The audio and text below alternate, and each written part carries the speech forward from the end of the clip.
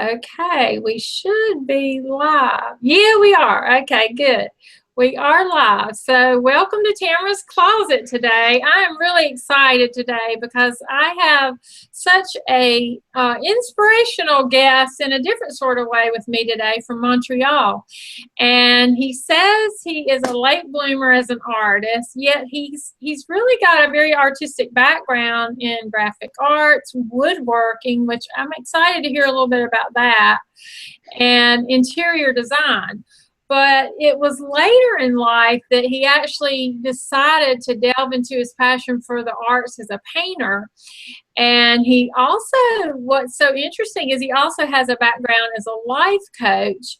And he uses that for inspiration in his portraiture work. So I'm going to have him talk about that today because I want to hear more about that because I'm a big advocate of personal development and inspiration, and so that is really exciting to me to know that he uses that in his art. And so without any more delay, I want to welcome Joel. And Joel, I hope I'm saying your last name right, Martimbeault. Am I saying that? Yes. Good. Yes. The L and the T are supposed to be silent in French, so it's Martimbeault. Martimbeault. Okay. Yes. Oh yes, I should have known that. Okay, Martimbeault. So well, you said hello. So I know you're Hello, everyone. Nice to be here. Oh, so I'm excited. Joel's such a nice guy too, and his work is just so beautiful. So I want the viewers. He's going to show a little bit today. But make sure you take the time to go to his website, which I'll show you that later, and find him on Facebook and all that, so you can enjoy some more of his work. But Joel, I always like to start out with the history of my guest because so many people think that, I don't know, that if their parents didn't have certain talents that they were going to carry on that same tradition, and it's just not true. And sometimes people come from a whole generations of creativity. It just depends. So I wanted to know, when you were a child, first of all, did you show artistic abilities that your parents or teachers may have picked up on? Yes, at a very young age. My mom says that I was the easiest kid because you just put me at a table with a pen and a piece of paper, and I was good for hours. So I mean, I was probably 2 or 3, and I was drawing left, right, and center. That's all I did. So at a very young age already, and I remember, funny story, when I was in kindergarten, for our report cards, we had to do a drawing. And for one of the drawings, I was, I guess, 6 at the time, I drew a fence, horse behind the fence, as opposed to over the fence like most 6-year-old kids did. So I remember my teacher being quite impressed with that and telling my parents that there was something there. So yeah, pretty young. So you remember what, I know when I drew when I was a kid, but all I ever drew was like a rabbit head and a horse head, because that was all I could ever. I liked animals, and a dog head, that was whatever. But yeah, I wasn't good at it, but I just did it. But it sounds like you, do you remember other things that you drew when you were a kid? Well, I guess growing up a bit later, I like to draw, I drew cartoons. I'd make up my own cartoons. And then probably closer to high school, then it was superheroes, because superheroes were big back then too. So a lot of that. And then I guess getting into high school, just a lot of and observing. So a lot of observation drawing, so still life and nature, people, whatever I could find that I found inspiring. Yeah. Well, now I want to ask you about your parents. Or I don't know if you have siblings. Were any of your parents, or do you have siblings that were artistic, or? I think a bit like me, my parents, it happened later in life. So as a young kid, even though they encouraged me to draw and everything, not something that they were used to. And it's just, I guess when I was a young adult, my dad started doing a lot of woodworking. And so I draw furniture that I wanted, and then he'd actually build it for me. And then my mom started painting, especially painting on wood and painting on glass. So it kind of we all gravitated towards it pretty much at the same time. Yeah. Which is interesting. Yeah. That is interesting. Were they, so when they realized you had that talent, did they they did encourage you to? My dad would probably kill me because I'm going to say this, but I remember, I can't remember what it was I wanted to do when I was leaving high school, going into college, but my dad didn't think it was a very good idea because I probably wouldn't make of it. He wanted me to be an architect because that was a very noble profession. So I ended up going into graphic arts, which was, I guess, halfway between what I wanted to do, which was art. But because of that, but today we've come a long way and my parents completely support me in this art. They're very, very, very proud of me. And I know that the next steps when I'm going to be quitting my full-time job and doing this full-time, they completely support me with that. And they know I'll be living a different life, but hey, they're there to support me and yeah, just make sure I'm doing what I'm passionate about and what I love. Well, I mean, I think it's great. And I think that's why I told you that's why I wanted to have you here, because you did start later in life. And, you know, I just think that's an important message to send out to people, because so many people think that they, you know, because they didn't do it when they were young and then they had kids and all that, that they missed the boat. And it's just not true, you know. So it's very inspirational that you're doing this, and I just think it's great. But and because you started later in life, I know you're into graphic arts, but also woodworking and interior design. Do you credit any one of those of inspiring you the most to get into painting, or?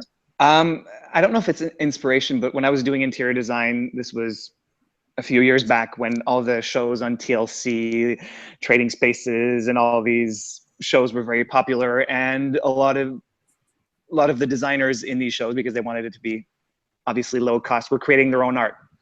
So I was pretty much doing the same, just buying a canvas and then splashing on some paint onto a canvas, but I was doing actually a pretty good job at it. So I do some for myself, sold a few to clients, and so I guess that's kind of what eased me into it. And then basically I went to an art show opening. Friends brought me to an art show opening, and I don't want to discredit the person, but I guess I judged that I had as much talent as this person, if not more. So decided that if he could do this, I could also do it. And at that point it was almost a bucket list thing. So I wanted to do one show, say that I'd done it, and then move on to something else. But it just, I guess it ballooned from there and has become what I'm passionate about today. Yeah, but I don't think you're discrediting. I mean, first of all, you didn't even mention the name, but I think that can be, there's also that, I don't want to call it a negative inspiration, but the type of inspiration, like you said, where you see it's sort of an eye-opener, and we think, well, I know I can do that or better. You know, that's still inspiration to me. So definitely something that pushed me in the right direction. So I guess, yeah, that is a good thing. But tell me about your woodworking, because that fascinates me. What did you do with that? Because that's a whole different because how that happened was how it all happened was a bit was like what I was explaining is my dad started doing a lot more woodworking, and I needed furniture because I was a young student. So I'd draw furniture for him, and then he'd build them for me. And then so when I'd finished with graphic arts and decided that's not something I wanted to do, I looked into going into furniture design, and there aren't very many schools that actually give furniture design, especially not in Canada. So then I decided who better to design than someone who actually knows how to build them. So I decided to go into woodworking. Did that for, I guess, a professional degree for 3 years. And I was working with my dad at the time in his garage making furniture.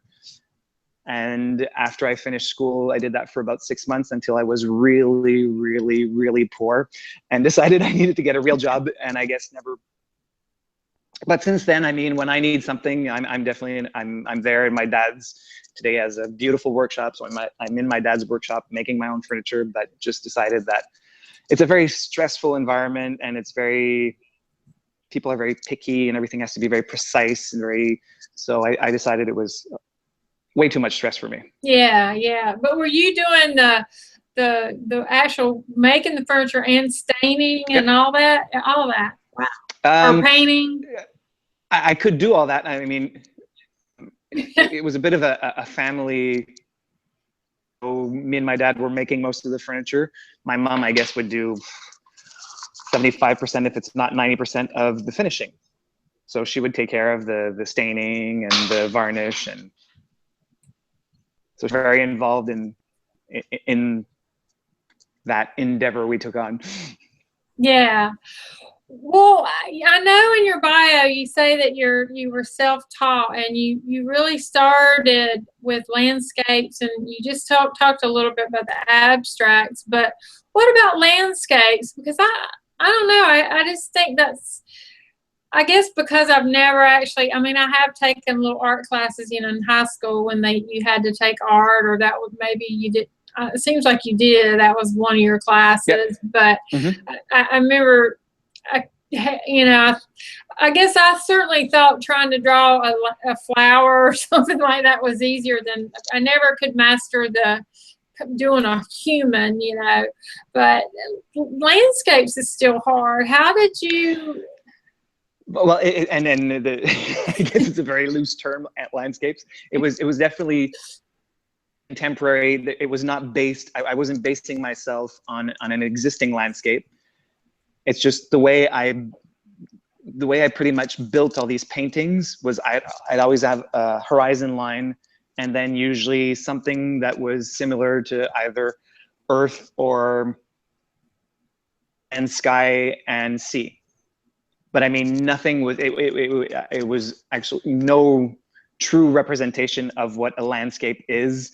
And it was just something that came out of my head, and that's the way I constructed it. So I always called it a landscape, but it's a very, very loose landscape.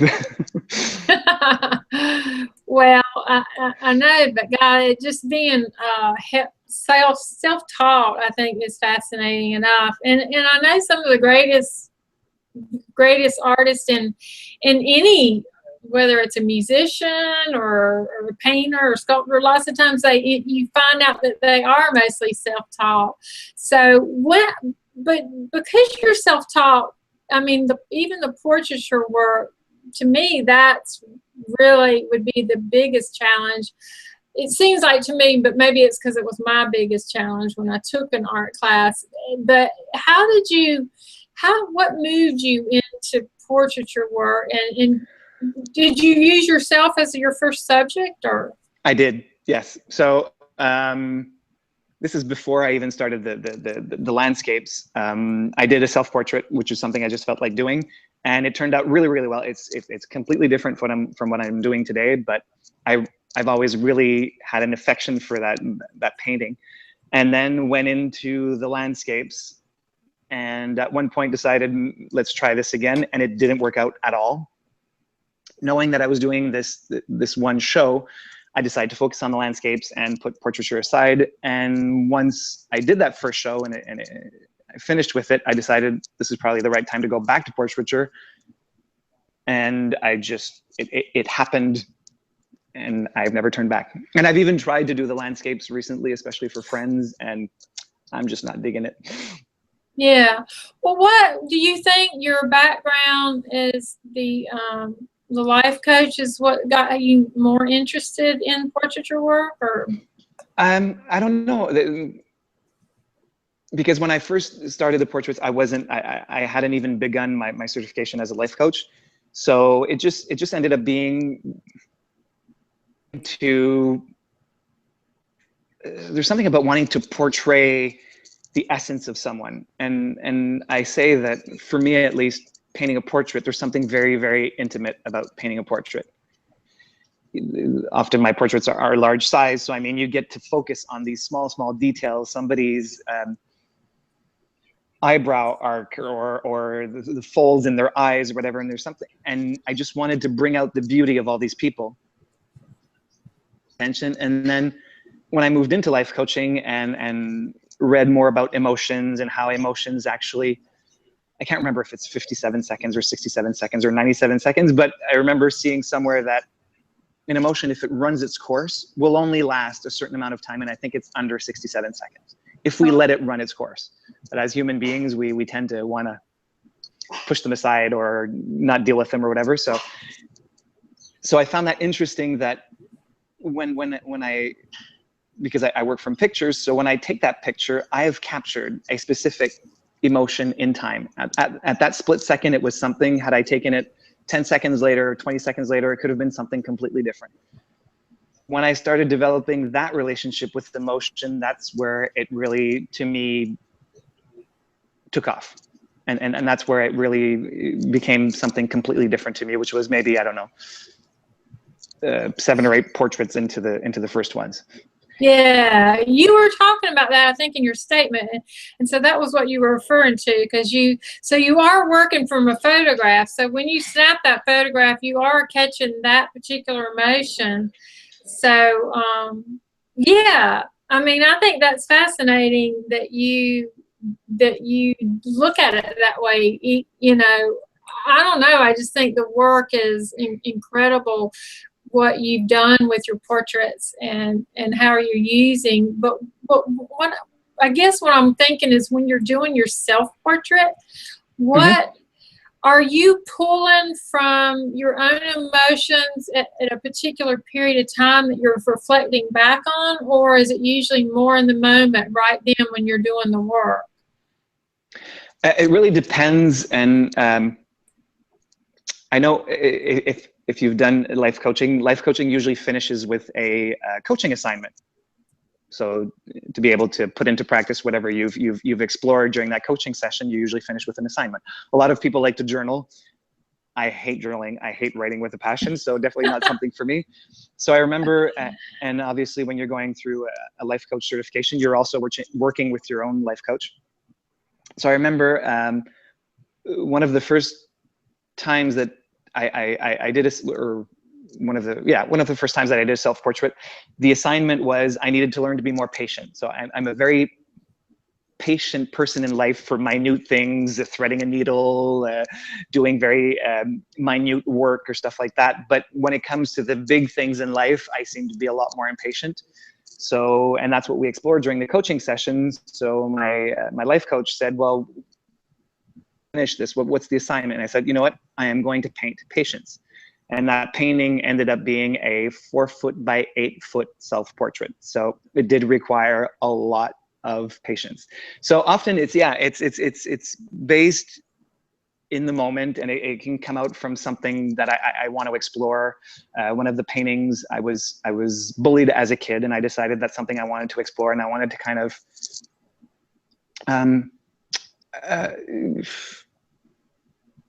I guess just give back to the victims and recognize what they're going through and their resilience and everything. So that was something I wanted to do. And then I started realizing when I'd interact with people that they connected a lot more to those paintings as opposed to the ones where I was just going for someone that I liked and I thought looked pretty and would look good on painting. When it was more personal, people connected to it a lot more. So that's definitely the direction I've been taking, at least in the past 7 or 8 months, is to make it a lot more personal. Yeah. Well, let me ask you this then. What are you looking for? And it's probably could be different each time, but what are you looking for when you go out to look for a model for a subject to use? How do you? Well, so my models are actually my friends. So, I mean, I just feel that they can exude something, or they can bring something to the painting without having a specific intention. That was mostly what I was doing in the past. And recently I've painted people off of Instagram. So I've found their pictures and I've connected with them saying, okay, I'm a painter. I really like to paint what this picture that you have. Could you send it to me? And most people, everyone so far has been very willing to do it. But I guess now it's more me setting out with an intention of something I want to paint, and I know that this person can channel it. So right now, I'm trying to explore a lot of the moods, emotions, states of being single in my 40s. So I try to connect to some of those feelings and see what the person can channel through that. For example, I don't paint very many women, but I have a few that are coming up. So my neighbor who has the most beautiful eyes and the most beautiful stare, I've been telling her for years that I wanted to paint her. And something that, obviously there are some negative emotions from being single, but there are also some positive ones. And one thing I wanted to explore was there's a lot of pride in things that I've gone through, a lot of things that I've dealt with in the past few years. So, and she was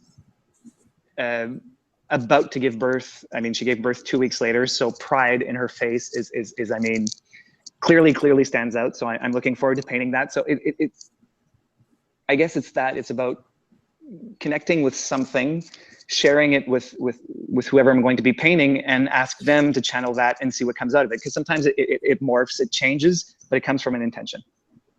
Yeah. Well, I think that's fascinating, because I always wonder, I always like to know how an artist, you know, how they choose their subjects. And it's interesting that most of the artists that I've talked to, they do have a particular, not necessarily a particular look, but they also know what they don't want, you know. Mm-hmm. and you know, one artist I interviewed, he didn't said, I don't typically like the most beautiful person, you know. He said, I like someone that has a unique or interesting look, you know. So it's you know, I think that's, everybody has their I think it comes from within, what, like you said, with what your intent is to who you end up wanting to paint. So exactly. And that one that's behind you, that's purple and yellow, is a picture that I found on Instagram, and something I wanted to explore. And it's obviously, it's very, yeah, that one there. It's very there. I had to say something so the camera would show it. Okay, go ahead. Yeah, exactly that one. So to explore is, obviously, I very seldomly been single before the past 2 years. So exploring loneliness was something I really wanted to deal with. And that painting, to me, when I saw that picture of the person, was something about wanting to reach out to someone, wanting to, like a longing for connection. Yeah. Hey, and what was the title of this one that you're talking about? Anyone, question mark. Anyone. Yeah. It does look like that. So you're saying you were seeing like a loneliness kind of, I like that. I think I posted that one a lot. Yeah. It's my, the latest one, one I finished. So yeah, that's right. And so I think I posted it on several different in several different places. But yeah, I liked it too, and I knew it was your latest one, so I really like that. I just couldn't remember the title. But what I wanted to do is ask you also, because I read somewhere, in fact, I thought I put it on here, but I didn't. I thought I had put it on here, but I didn't, and I meant to print it out, but I was certain I put it on here, and I now see I didn't. It was your first oil painting, so because I saw where you transitioned from acrylics to oil, and you had posted, it was that one with a lot of green in the background. It's really pretty. It was a man, and I believe you said it was your first experience with oils, and you really liked it. It's very bold. What prompted you to do and that? One actually, because I'd done a painting in acrylic that I always liked, but I felt that it was kind of unfinished. And then when I went into oil, I decided that I would use that first painting in acrylic as my study to this first oil painting, which is quite large in size. It's 36 by 48. And that is the painting that was inspired by wanting to celebrate, or at least recognize the victims of bullying. So it's called Shelter. Yeah, so Shelter. Yeah. First foray into oil paintings. And since then, I mean, it's I'm not going back. So you definitely have stuck with the oils for sure. Yeah, there's something about oil paint, just it coming out of the tube, it feels alive compared to acrylic paints. There's something in the viscosity of it, or that's just very, very alive. Yeah. I'm gonna have to get with one of my local artists here and just watch them. That's what I want to do, actually photograph them and video painting. But that way I can experience and see, because I wanted to see all the different mediums they use, the you know, the pastels and the oil and all that, the different, just so because I've never been around it, you know. So I just think it's fascinating how they each choose and have their particular one that they like. And also I wanted to ask you about if you always use the palette knife in your portraits now. Less and less interesting. I mean, I know it's part of my artist statement, which was written a while ago, and I was using it a lot more, at least for the I guess the body of the face or whatever. I was using more of a palette knife just to apply like large swashes of color or whatever. And then I took a break. I think it was for at least 4 or 5 months where I barely wasn't painting. Really not very motivated at that time, and that was last fall. And then when I got back to painting, there was something very automatic about what I was doing, where it just felt very instinctive. So it was a lot more of the paintbrush. But where I use the knife palette, and I think that makes, I guess it's a bit of my signature, is all the lines. If you look closely at my painting, there's a lot of lines that are added to it. And that's using actually a construction palette knife. So I load it with paint and just apply it to painting. So that's not with paintbrushes, that's actually with a palette knife. Oh, okay. Okay. And I remember I met someone, and he's the one who introduced me to oil paint. He was studying in art, and I never studied in art. So he said, "Oh my God, your paintings are great, but you need to go to oil. Your work is very conducive to using oil and everything." And I remember him telling me, he said, "It feels like the lines though are distracting, and they don't."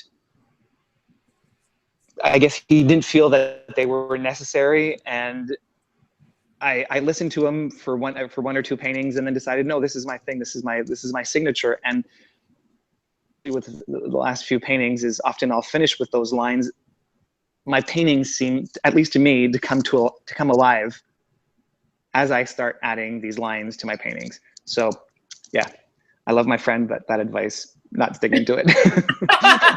So you're using the palette knife for the lines, is that what you're saying?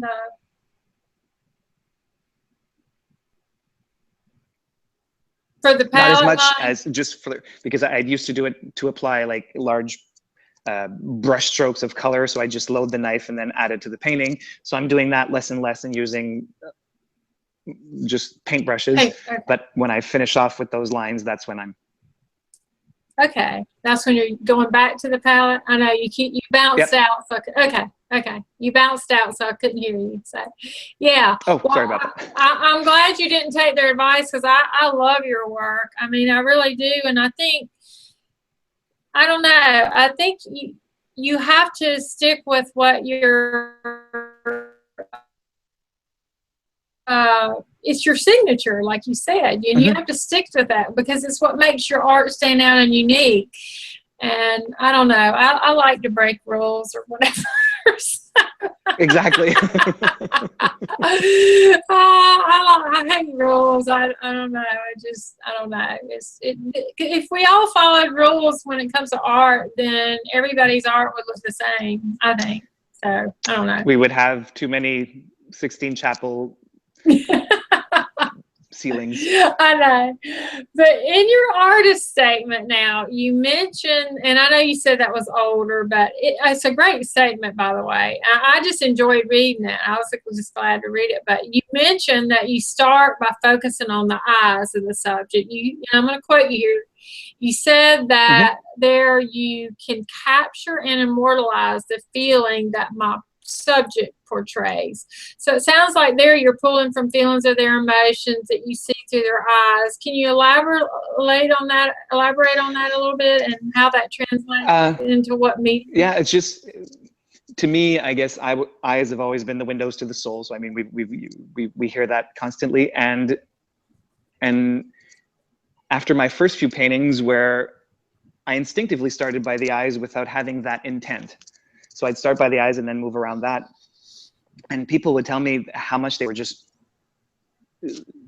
drawn into the subject because of the eyes, because I like to do them light or whatever, and I guess I'm kind of tricking you into I guess being attracted to the eyes, but and I just feel that that's where it's happening, and my intent is for people when they see my paintings to just connect to it and try and picture, like I said, an emotion only lasts for X amount of seconds, so what this person is going through. Like just try to imagine what this person could be experiencing and make it what you want it to be. Yeah.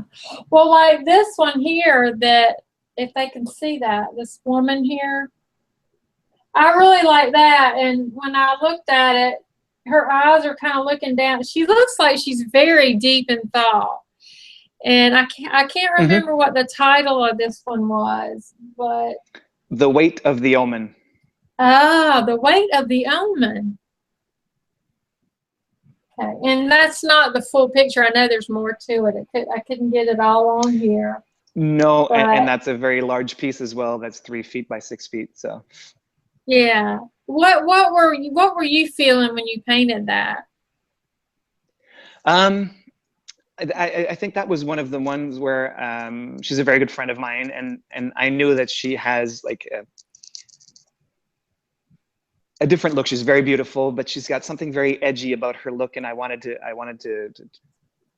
paint that. So I mean, we took 200 pictures, and they were just in different, her happy, her more melancholic, and or whatever. So there was no intent behind it, but when I got to that picture, I was like, okay, now I've got it. And back then, this was when I was first starting portraiture, to me had to be a new challenge. So I'd never painted fabric, and she's holding a scarf there. So that was my challenge on that painting, was to actually paint fabric. Well, I remember that, and this picture here doesn't do it justice, but that was what I noticed too. I noticed her eyes and her expression, and I just kept thinking, what was going on with this woman? I mean, I don't know, to me, everything that you've done, the eyes and her expression and holding that scarf, I see she's deep in thought and almost a little pain there, but I don't know, that's what I see. I don't know what other people see. So there's and that's interesting, because as I mentioned, that's exactly the intent I want. And so I want people to make up their own story of it, their own interpretation of it. And yeah, so that is what I saw, but it was a very emotional piece, and I really like it, which is why I put it on there, because I thought it was beautiful. And so that's really great. I think that actually this is where we were going to let you show some of your work and talk about it, if you can do that, Joel. And should I be switching the camera around, I guess? Whatever you want to do, you might can just leave the camera where it is. And okay, so the one we were referring to, the one about whoops, the one that I thought portrayed loneliness, that's this one here, called Anyone. I'll just move on to the next one. This one here is a self-portrait. So that one is called, one of the first ones that I was doing in this series that's called States of Single, and it's called The Space Between Us. Really about, I was in a long distance relationship. It was difficult. It's really a piece about longing and just that desire for love, that love that's far away, and just that really deep wanting of a connection. yeah, I love that one. I love that. That one's very intense. Yeah, I guess it's a self-portrait, so I guess my intention was was to portray that came through. And then this one here is actually a friend of mine, and he had taken the picture prior. So this is a picture that he had that I had done by a professional. And when he showed me that picture, there was something about, and it's called focus. There was something about just that deep focus where he seems intent on something, and that really talked to me because, really spoke to me because that's a bit today, that focus on my career and wanting to enjoy life and yeah, be focused on those intents. Well, I love it, and I love your choice of color, but I wondered what made you do that part blue, because I love that, and I would have never thought to do that. I mean, I don't know. I mean, and to me, often colors are almost secondary. There's no intention behind, let's say I need this emotion to go with this color. It's more about, okay, what haven't I done in a while? So obviously I want some variety or whatever. And for this one, it was just blue. And this was completely unintentional. It happened. And it's funny how sometimes, and I don't want this to sound pretentious at all, but I paint and I don't know where it's coming from. And I think it looks great, but it's almost like, I don't know where it came out from me. So I look at it and I'm like, I'm almost amazed at, okay, so this is the result of it, but that wasn't necessarily the intention. So yeah, but I love it. I know. And then that one's great. This very large piece here, it'll probably be very difficult to see because it's actually 6 feet long, so it's very big. And this one actually was, I'm trying to move back. There we go. A very good friend of mine, a very talented photographer. And what I wanted to explore with him was more, I guess, a sense of freedom. But then again, and it's called a prescribed sense of sovereignty. So freedom, but almost like a socially imposed freedom that I know people tell me, oh, you're single, you're so lucky, you've got all your freedom. But then again, maybe that's not what I want. And maybe everybody has this false sense of this freedom, but that's not what I want to experience. So it was just trying to channel some of that. I love that one, Joel, because I love the gesture there and everything with the hand and everything. That's really powerful. When I saw that one, I really liked it a lot. That's. And then the last one here, oops, make sure that doesn't fall off. So this one here is actually my ex-partner who was going through a very difficult period career-wise, a lot of anxiety and emotional stress and everything. So this one is called Breathe. So I tried to channel some of that, and he was going through and facing. Yeah. Which I could completely relate to. I like that. I like the title too. That is beautiful. So that's pretty much what I've got. I mean, I've got plenty more, but they're right now mostly in galleries and packed up down in my studio. So yeah, I love large paintings. It's just something I've liked ever since I got interested in art, and I'm never the one to gravitate to the small little paintings. I like the big bold things. So that's, I don't know, and especially with your work being they're so they provoke so much thought. I think they just I see so much emotion in your portraiture work. It's just, it really makes you sit there and study it a while and question what was going on in this person's, life or mind at that moment. So I think you've really, really, really used what you've learned as a life coach. You've really channeled it in your work a lot. I mean, I think it's been a useful tool for you, for sure. And it continued to be. I don't have them here. At one point, I started doing full body portraits as opposed to just like cropped face. and I'll probably go back to that at some point. And what I wanted to explore was the impact of space and emotion. So there's one on my website and on my Facebook page, and I'm trying to remember the title and can't remember, but it's actually 2 self-portraits, and it's me, and I'm in a very contrived position. There's 2 different ones. And there's 3 different paintings. So there's 2 of me, and then there's one, it's just a small pile of clothes on the floor. And they've all got the same background. And what I wanted there was for the viewer to actually make up their own story and be able to move these paintings around. So there's no predefined order in which they go. So if you have them looking in the same looking towards the inside, both of them looking towards the inside, it looks like they're actually protecting themselves.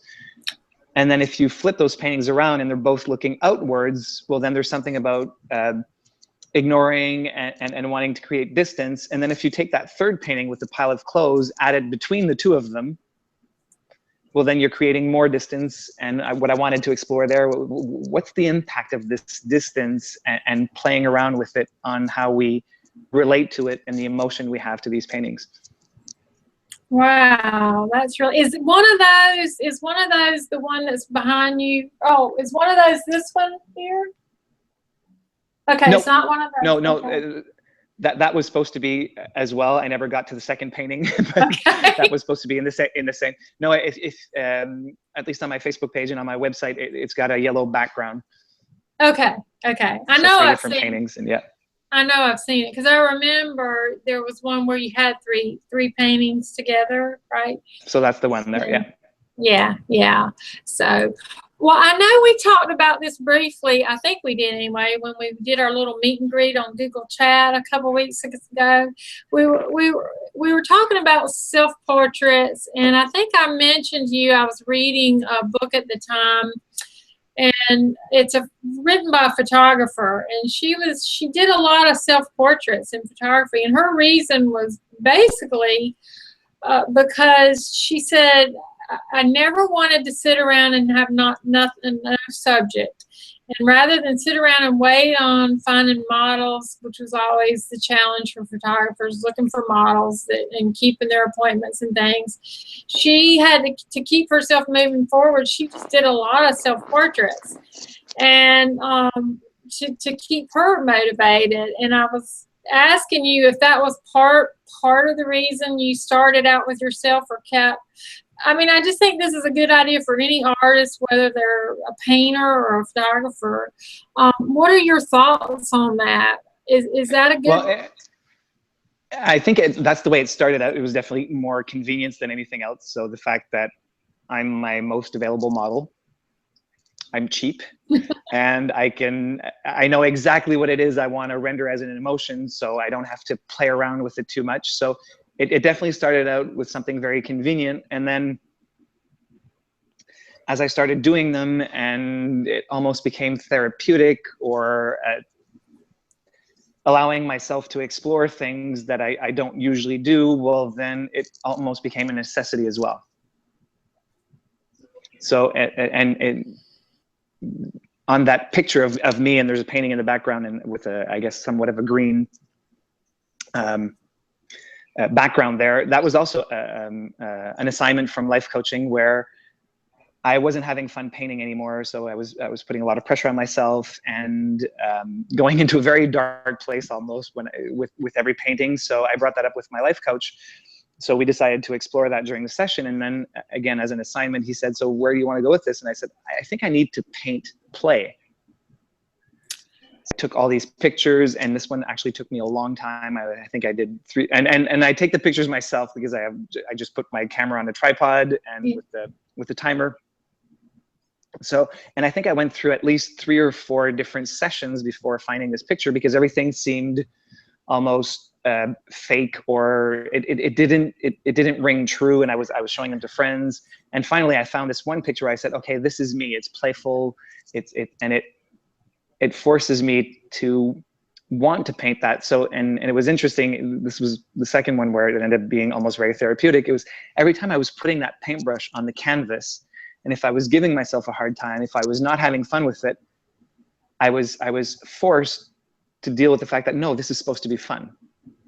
So it kept popping back into my head, and that painting actually shifted how I approached painting afterwards. Wow. Now, see, I think that was, I mean, you inspired me because it was interesting. I was going through a spot with my photography where I'd be getting frustrated when I didn't have models or someone, and I felt, and I was, maybe I wasn't in the mood to shoot my dog, photograph my dog, not shoot it. But, you know, and I would be like, well, I want a face. And then when I read that in the book, at about that time, I had seen I stumbled upon you, I think I told you through Instagram, and actually through someone else's page, had a photograph of them in a gallery, and they commented on what a great artist you were. And I clicked on your name, found you, and said, oh, I loved your work. And I said, well, I got to interview him.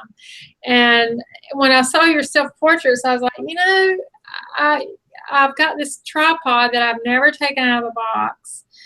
And I said, it's a great way, it would be a great way for me to keep moving forward and get on the artistic side of it and learn more, rather than just sitting around waiting for that subject to come along. And so you really inspired me. And then when I read that in her book and noticed that she just used her tripod and did a lot of, it's a good way to get keep your artistic flow, I think, for me, you know, because I get in a dark place when I'm not doing something artistic.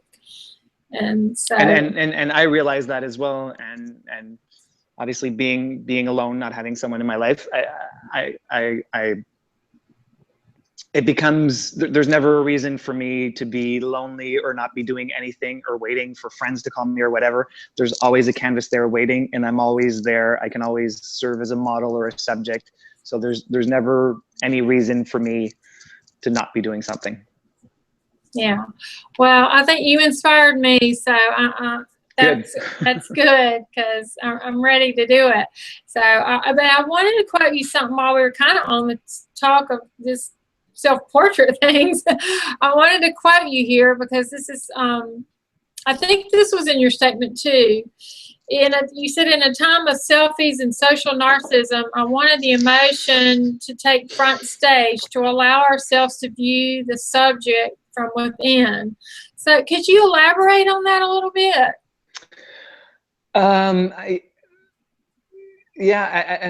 don't know. I guess we're in an era where selfies are very predominant, and everybody's taking them, and they're filling up our social media. And there's nothing against selfies. It just almost feels, in some cases at least, I think it seems very superficial. But there's something, I don't want to say it that way. Not superficial, but there's something about appearances and kind of some sort of a cry for attention. So there's an intent behind there that we don't always see in a selfie. And I was thinking about that, wondering why is that? And maybe because a photograph is, I mean, it's real life. So you see my skin, you see everything. I mean, it's not an interpretation of that person. So when I take that same picture, even though it could be a selfie, like I've done, all of a sudden you don't have that. I mean, there's a sense of realism, but it's not that true person. There's an interpretation there. There's paint. There's seeing a different life to it, where I think people aren't as focused on the person, but more, what are they getting from this painting? What are they getting from this feeling? What are they getting from what this exudes? So yeah, I guess it's trying to bring some of that out, as opposed to the very first level surface of a selfie, if that makes sense. Yeah, because like a selfie can be, it's not always the truth, I guess. You know, it's clearly not. Things are not what they always appear to be. I know social media has given us the opportunity to portray happiness that isn't even there, or whatever, I guess. Exactly. Yeah.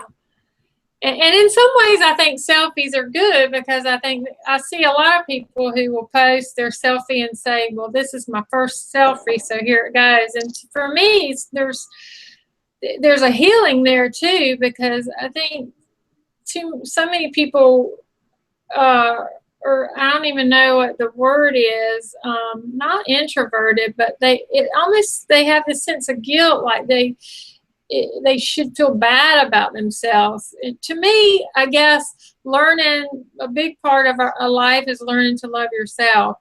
And to me, when you can be comfortable taking a selfie, that could be also a step in self-love. Like, some people just don't even like to look at themselves. So to me, there's some good in it as well, but I know it's also, it has its downside too. So yeah, I mean, I guess the part of social acceptance is where I get challenged with it, where people are just looking to get and I understand wanting to post something and feel good about yourself, and it's just the fine line between liking myself just because I've gotten enough likes on that picture versus like for the true essence of me. And that's what I'm really trying to portray. Is I'm really trying to get the essence of the person and beauty of them.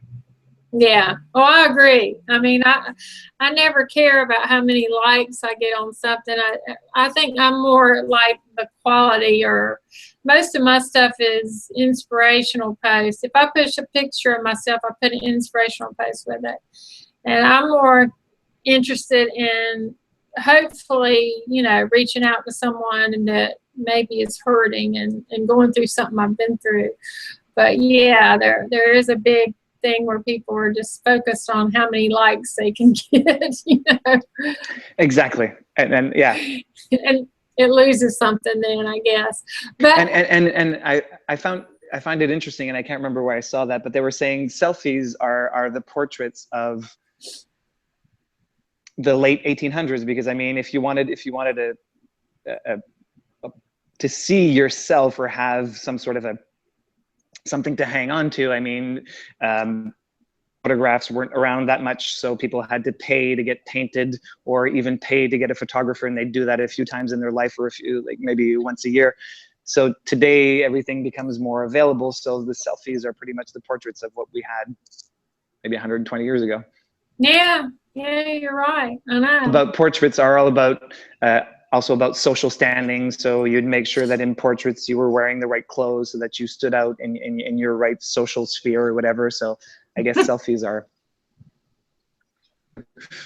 Yeah. Oh yeah. Well, how has social media helped you as an artist? And I know you're still kind of new, but I wanted to know because I know there's good and bad things about it. And you being a life coach and an artist, you could see the benefits as well as the downside.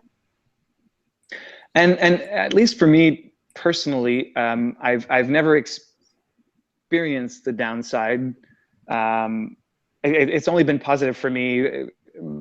When I first started doing the portraits, that's when I started my Facebook page, and then all of a sudden I decided, all my friends obviously were following me and encouraging me, and I was going to pay for an ad and see if I could get more likes. So I paid for a few ads, and I was getting more likes, and likes from Australia, likes from Spain, or anywhere around the world. And then all of a sudden, when I'm posting my paintings, I'm getting all this instant feedback from people that I don't know that are across the world, and true diehard followers. So people that time after time will not just like it, but even comment and tell me how much they think I'm an inspiration, or that they're moved by my work. And so that's just, at least for me, it's always been fuel. So it started with my Facebook page. I wasn't very prominent on Instagram.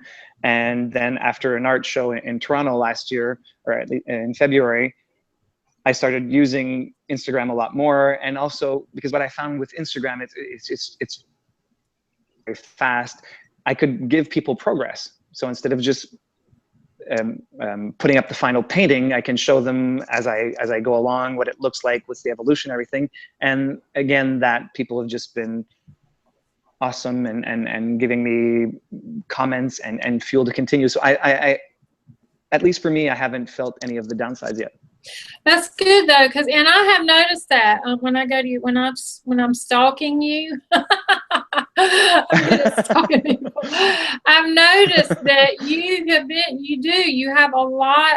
All the people that comment give you a lot of positive feedback, and that is good because I mean I've seen some pretty harsh things on Facebook, you know, and I tend to wonder why people would even waste time being so negative. But you are very blessed that people are being so good to you and loving what you do. And I think that's great, you know. And I don't know, maybe they pick up on your good energy, you know.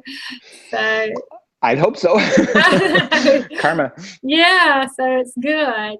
I want to ask who have been some of your greatest influences?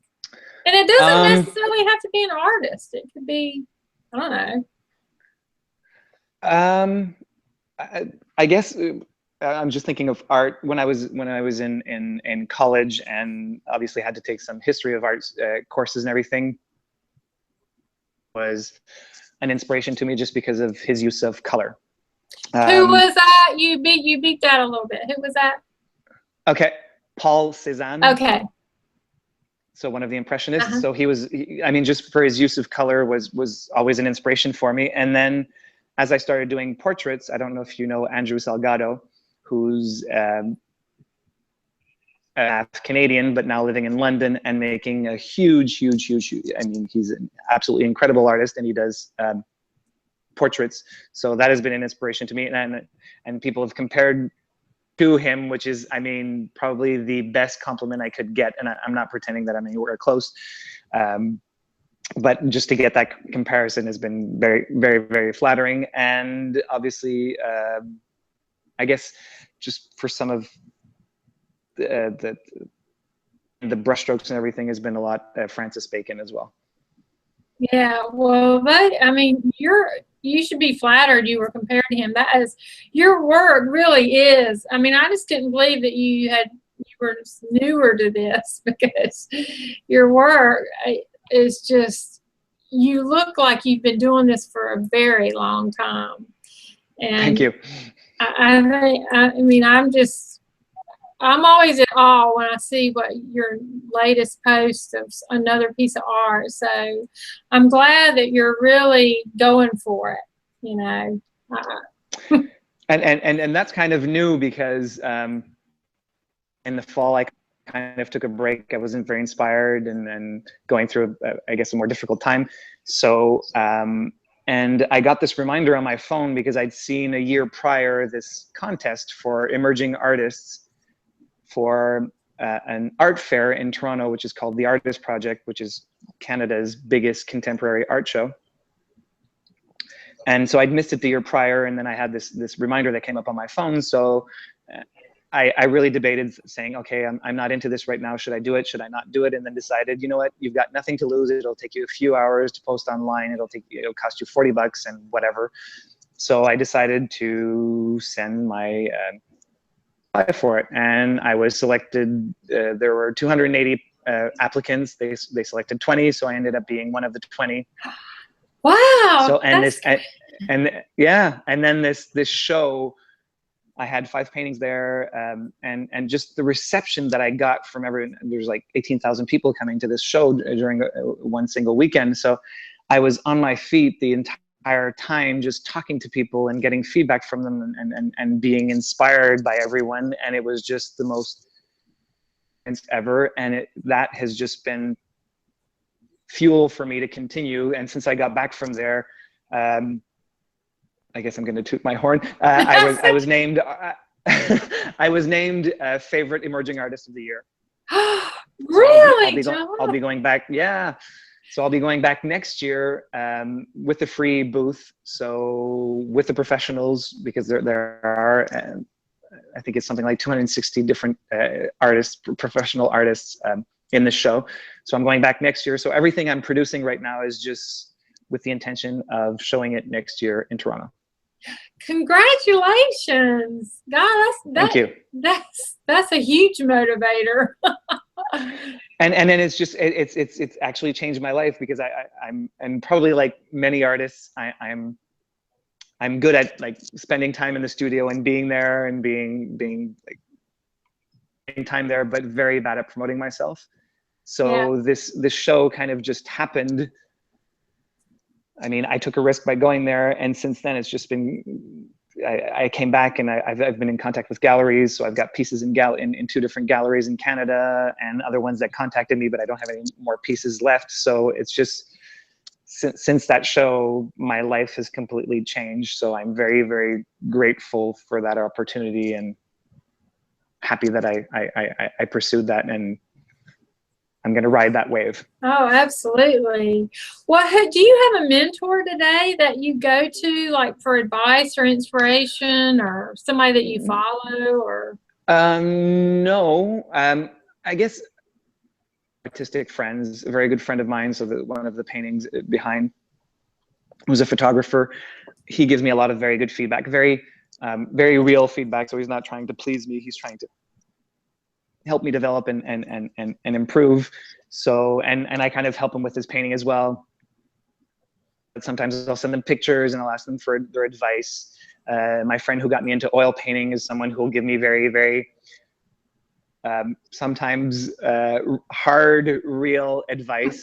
So I guess those are the ones that are helping me right now. But a mentor is not something, I mean, I'd love to have a mentor, but it's not something that not true. For a while, when I did my coaching certification, there was another person doing the course at the same time as I was, who was an artist in Canada called Scott Addis, who was also a gallery owner. So he gave me a lot of direction on where I needed to go and what I needed to do to promote myself and everything. So yeah, I'm grateful for that too. But we've kind of lost touch. He's very focused on his painting right now. So yeah. Well, that's good though. But you're keeping yourself motivated, and that's amazing. I mean, you've really, really accomplished a lot. But I wanted to ask you. Let's see. Let's see if you make sure you haven't. Oh yeah, I did want to ask you this, because you have a background as a life coach, and I don't know, most creative people, we deal with bouts of depression. And I actually I was so curious about it when I was going through, just a while back, I was going through this kind of dark place, and I was like, why am I here? You know, why am I going through this? And so I wanted to read, and I Googled it, and I came up across a theory about Darwin, who he was curious about it. And so he says that, all creative, everyone that's depressed does not mean that they're creative. But there is a direct correlation between creative people. Why are creative people singled out, like musicians, artists, singers, actors, anybody in the arts? Why is it they were singled out as struggling with that? And but he was saying that it was because they were ruminators, and so we chew on things. And so I was like, well, but I wondered how do you deal, and maybe you don't have these, or maybe, but how do you deal with any periods like that, and how do you move past them? Are you using what you learned as a life coach, or how do you deal with that? Because I think I've noticed it is a big problem with a lot of creative people. Yeah, definitely. Life coaching has given me tons of tools, and I mean, I've been reading on it, and my ex-partner went through a leadership program, so something, and then we shared a lot, and we talk a lot about it. So definitely, like, self-development, and it's something that I've worked on a lot. And depression is never something, and I'm very happy about it. I'm very grateful. Never something that I've had to deal with. Anxiety, though, is a different story. So I definitely go through spouts of anxiety. And interesting enough, my latest, you said you like large size paintings. The painting I'm working on right now is 50 by 60, so that's almost 5 feet by 5 feet. It's huge. It's a self-portrait, and it's actually something where I wanted to explore, where I want people to feel a bit what anxiety is about. So, and the title is called An Unrelentless Parade. Feeling of having these thoughts that just they go on forever, and you have no control over them, and sometimes they're positive, sometimes they're negative, and they take over and they bring you to a dark place.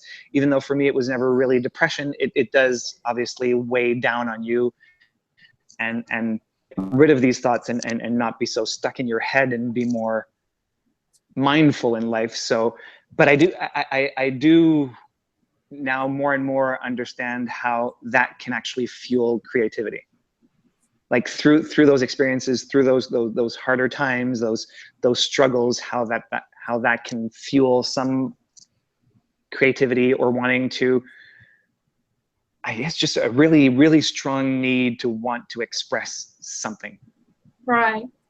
Well, I was having this conversation with somebody yesterday, and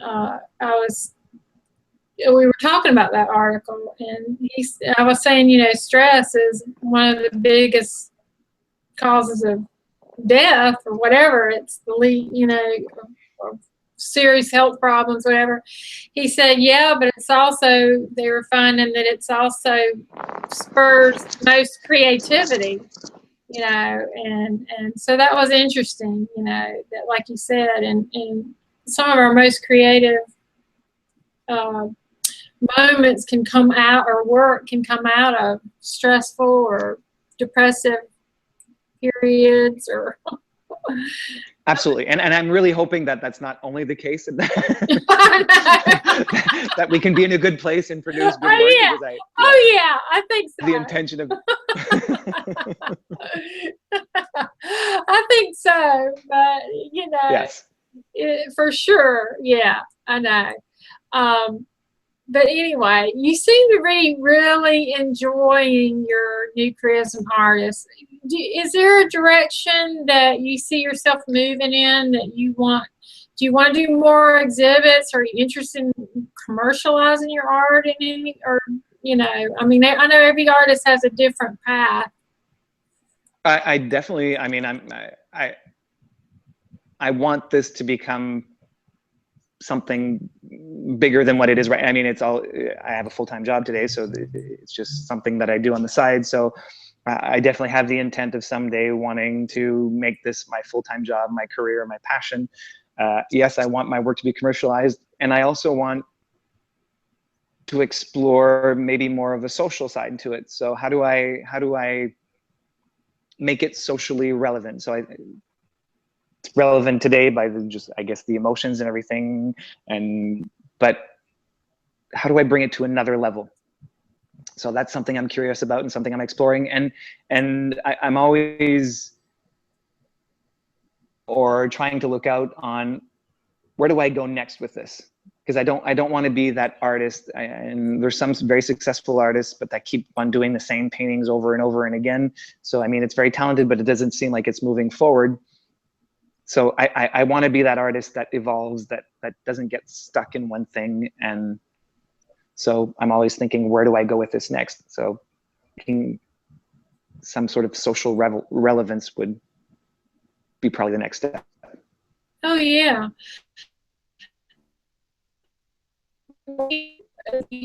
Exhibits more, or do you more like the solitude of being in your studio, or is it? I'm definitely more of an extrovert and a people person. So my studio is fun, but I can only take so much of it. So I need to be in contact with people. So that's why I know that I'm not pursuing very many. I don't have any coaching clients because I'm so focused on my painting and I've got my full-time job. But I know that the day that I'm more immersed in painting, I will want to start coaching again and just be in contact with people.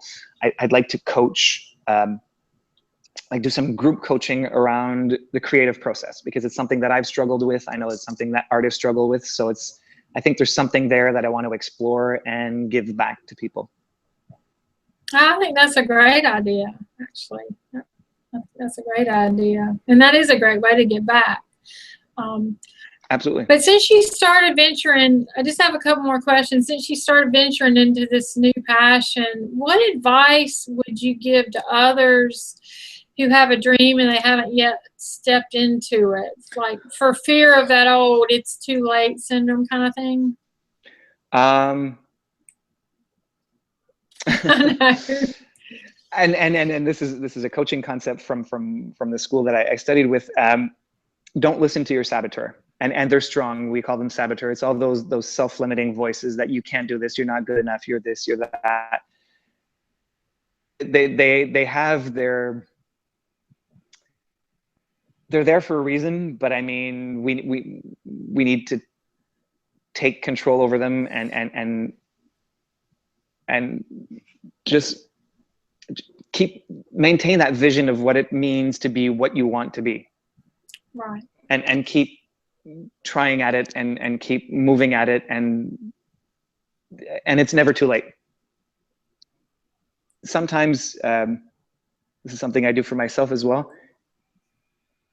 It's okay. So it's okay to be brought to something. It's okay that you don't feel good about something because somebody criticized you or whatever. So yes, be strong and keep moving forward, but it's also okay to sometimes feel discouraged about it. And take that time, be discouraged, don't let it linger. But I mean, take that day and be depressed or eat chips and ice cream and watch TV and not paint. But then just help it and move forward from it. Yeah.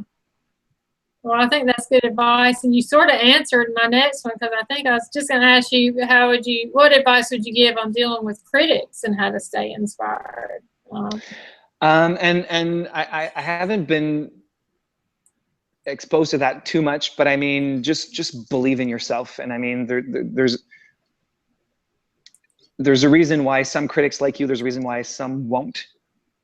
And just like get fueled and feed on the ones, what they're bringing to you. And I guess, and to me, that's something I do in life. Yes, I'll listen to the negative critics, and I want to hear what they have to say. And then it's up to me to decide, is this something that I need to consider? Is this something that I need to take into account? Is there something that I could change? Are they right about something? So I do want to take the time to actually hear what they have to say, but not necessarily let it affect me or change drastically just because I've gotten a bad critic. Right. No, that's good advice. And one last thing, I just want to know, when's your next exhibit and where? That way, if there's anyone near you, they'll know about it. Yeah, so as I mentioned, I'll be going back to Toronto for the Artist Project. So there's a website, theartistproject.com, that is in late February of next year. So everything I'm working on right now is getting ready for Toronto next year. And then from there, who knows? I'm kind of thinking forward. I don't have that much experience so far, but I far prefer these art fairs than galleries, just because I have that connection with the people. So people are there, they're looking at my paintings, I can talk about them, I can discuss them, they get my perspective on it. It's a lot more fulfilling than galleries. So next shows, New York, Miami, who knows, but that's something I'm definitely looking into. Yeah. Well, I would think the live, being there with your art and with the viewers would be very rewarding. You know, getting to see their reaction and talk to them about it. So, I mean, to me, I think that would be very rewarding. And I hate to end it. Go ahead. Yes. And it's just because I guess it's different for every artist. I mean, as I said, I'm a people person. I like that connection. So to me, to be there, to be live with the people and get that feedback has just been so rewarding. Yeah. Well, your work is beautiful, and I know that a lot of people are really enjoying it and glad that you're doing it, because I know I am. I've been inspired by you a lot. So I just thank you for my photography as well, you know. So I'm excited.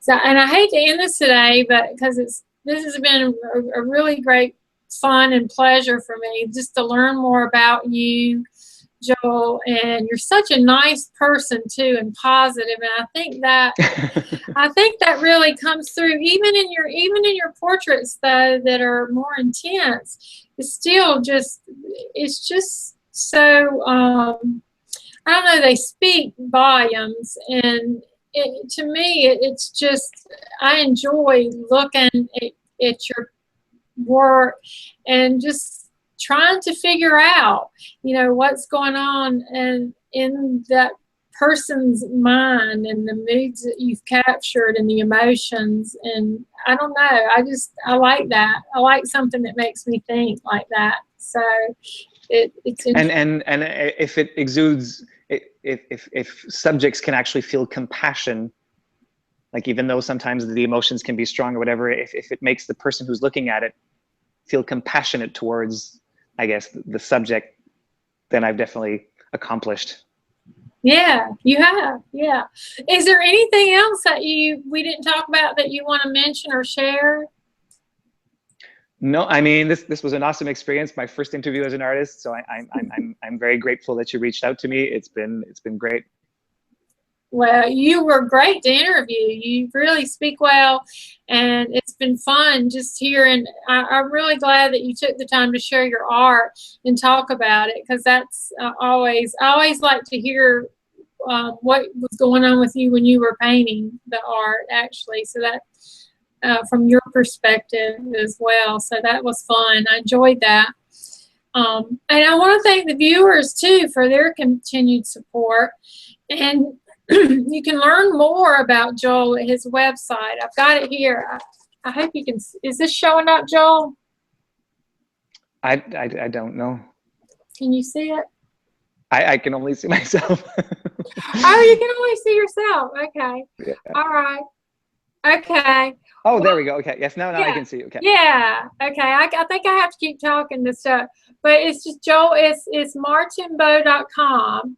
And you'll be able to see so make sure you go to his website. He's also on Facebook, Twitter, and Instagram. And I'll have all the links posted at the bottom of this video. And also there'll be a replay of this in my website at tamarahscloset.com.